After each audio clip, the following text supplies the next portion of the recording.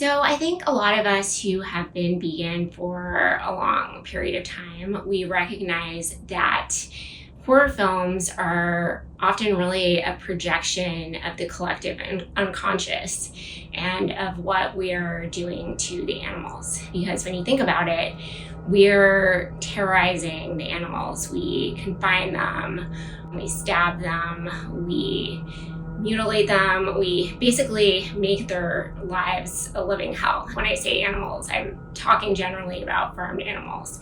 But then there's all other kind of animals that we exploit in laboratories, for example, where animals are trapped and they're basically subjected to these really cruel experiments, zoos and aquariums and circuses where animals are also trapped and kind of reduced to spectacles to look at. There are many other ways in which we exploit animals. So I think that's something that's interesting to contemplate, especially when you think about zombie movies. The killers are eating the flesh of the people they murdered. But I saw a movie last night that I think vegans will really resonate with, and I think they'll identify with the main protagonist.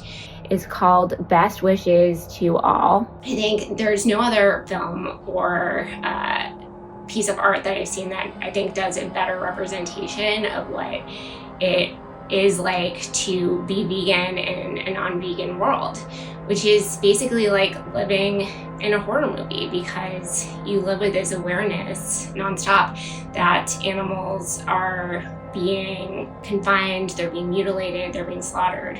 Billions of animals per year and millions of animals are being killed every day.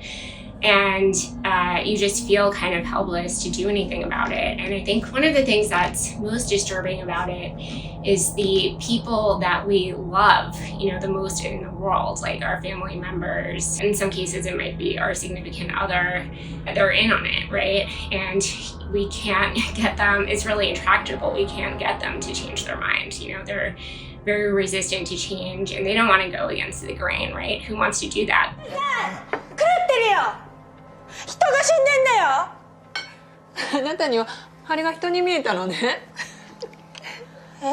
This idea of conformity and the pressure to conform, which is very, very strong, I think, across all different nationalities and all different kinds of societies. But I think it's especially strong in Japanese society, which is, I think, one of the reasons why they were exploring this concept.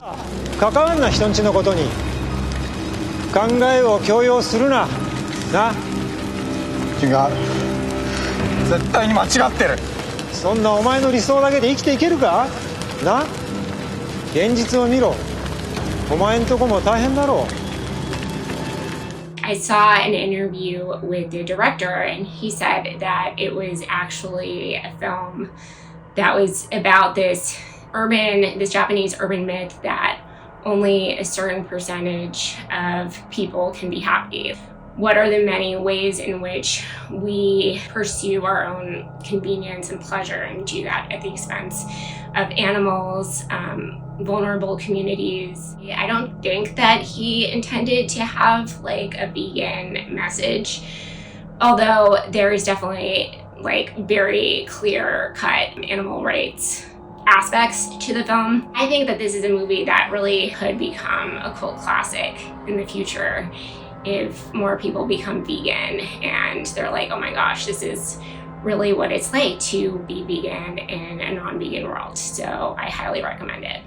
だって狭いケージに入れられて放牧もされずに太らされてたくさん餌をやられてで殺されてで今ここにいるのよ。あなた何にも知らないのね。